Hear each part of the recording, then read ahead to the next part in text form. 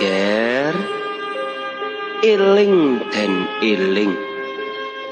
Besok yen wis ana kreta tanpa jaran, tanah Jawa kalungan wesi. Prau mlaku ing dhuwur awang-awang. Kali ilang kedunge pasar ilang kumandangi. Iku tandha yen tekaning jaman Jayabaya wis cedhak. Bumi saya suwe saya mengkerep. Sakilan bumi dipajeki. Jaran doyan mangan sambel. Wong wadon nganggo pakaian lanang, wong lanang kaya wong wadon. Iku tandane yen wong bakal nemoni wolak-wali ing jaman.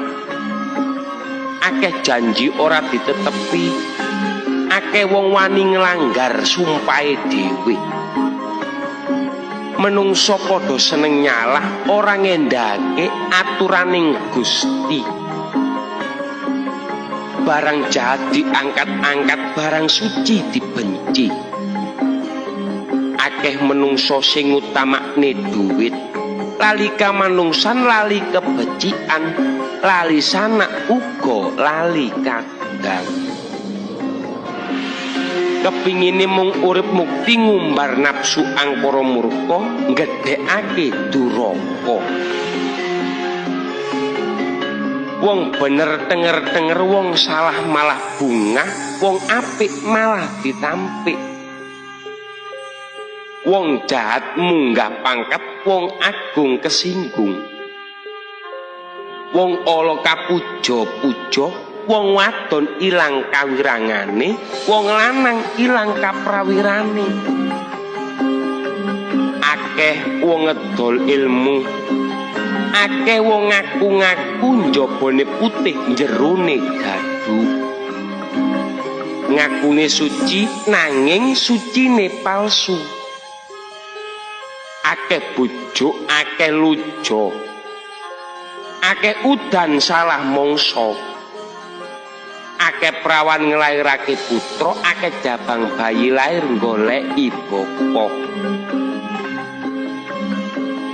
Agama akeh sing nantang, prikamanungsan saya ilang. Omah suci dibenci, omah ala saya dipuja. Anak mangan bapak, sedulur mangan sedulur. Kanca dadi mungsuh, guru padha disatru. Tangga padha curiga, kana kene saya angkara murka. Besok yen ana peperangan teka saka wetan kulon kidul lan elor, akeh wong becik saya sengsara, wong jahat saya seneng. Waktu iku akeh dandang diunekake kuntul.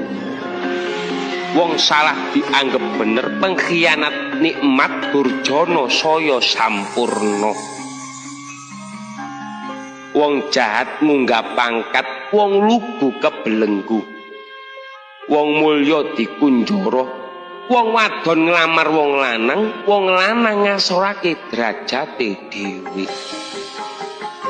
Sing kebat kliwat, sing telah sambat, sing gedhe kesasar, sing cilik kepleset, sing angak ketunggak, sing wedi mati, sing nekat mbrekat, sing jerih ketindih, sing ngawur makmur, sing ati-ati ngrintih, sing edan keduman, sing waras nggagas.